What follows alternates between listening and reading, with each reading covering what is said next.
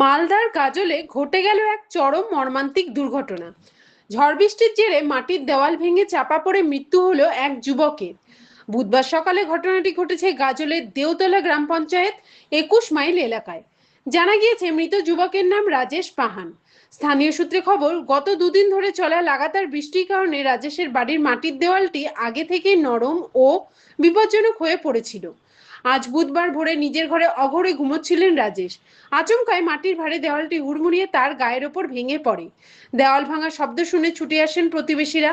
তারা তড়িঘড়ি মাটি ও ধ্বংসস্তূপ সরিয়ে রক্তাক্ত অবস্থায় রাজেশকে উদ্ধার করেন।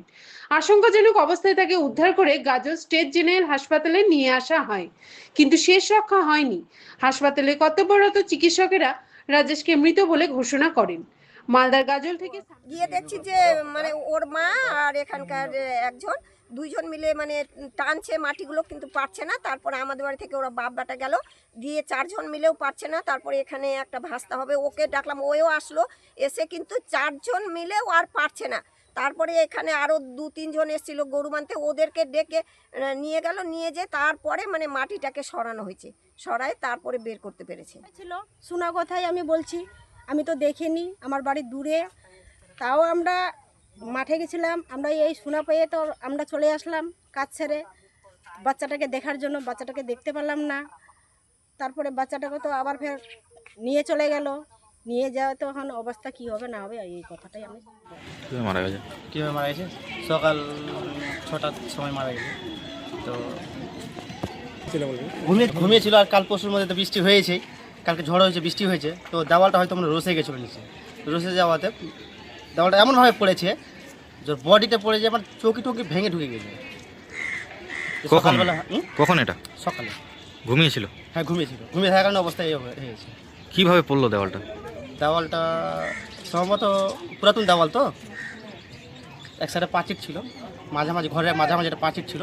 ওই পাঁচিরটা হয়তো কোনো কারণে ভিজে মানে গোড়াটা নরম হয়ে গেছিলো বলেই পড়ে যে। একাই ছিল না আরও কেউ ছিল রুমে? ছিল তো ওদের বাড়িতে মা বেটা, মা ছেলে ছিল সঙ্গে, কিন্তু মাটা সকালবেলা উঠেই ঘুম থেকে উঠে মানে গরু বাঁধতে গেছে, আর বেটা কিন্তু ঘুমিয়েই ছিল। এসে দেখছে দেওয়াল টাওয়াল পড়ে বেটা চাপা পড়ে আছে।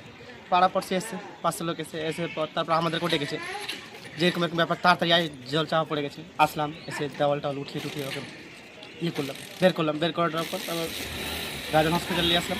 হসপিটাল নিয়ে এসে আবার বাড়ি গেলাম। বাড়ি যাওয়ার ফের মানে প্রশাসনের হিসাব আবার এখানে আসবে। তো যে মারা গেছে কত বয়স? বয়স আনুমানিক 28। কি নাম? এমনি তো ডাকলাম আমরা লালটু পাহান বলে ডাকি। কোন জায়গায় বাড়ি? বাড়ি 21 মাইল কাটনা, চেউড়িয়াপাড়া। বাড়িতে তাহলে এখন কে কে আছো? এখন বিধবা আছে একটা। আপনার নাম?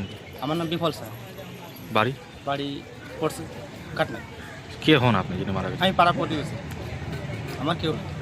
এখন কি করবেন বডি? এখন প্রশাসনের কাছে আছে, যা করায় ওরাই করবে।